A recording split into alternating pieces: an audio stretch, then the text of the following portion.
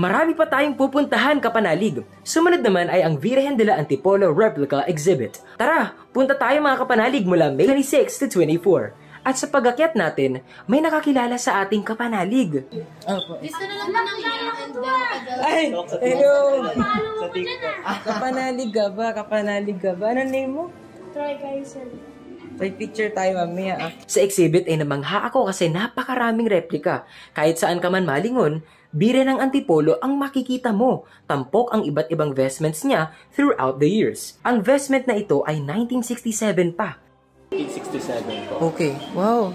Ano to, kupas ba siya or... Sa katagalan po ng panahon ay kumukupas na po yung kanyang mga kulay. Ito talaga original color niya. Yes po. Light blue po. Ang ganda. Naka-Pilipiniano style po siya. So, replica to. Apo. Ayan po yung sinasabi kong kamukha po ng original. Yun nga, lalapit oh. Ito po ito ay 80s to 90s po hanggang early 2000s po.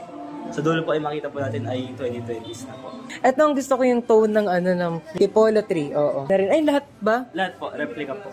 Yung yun, wala. Wala po. Yung luma. Matagal po kasi. Tapos yun naman bakal. Opo, silver, metal works po siya. Chronological din ba yung kung kailan ginawa yung replica na mukha? ID po, isa damit lang. Damit lang ang chronological. Okay.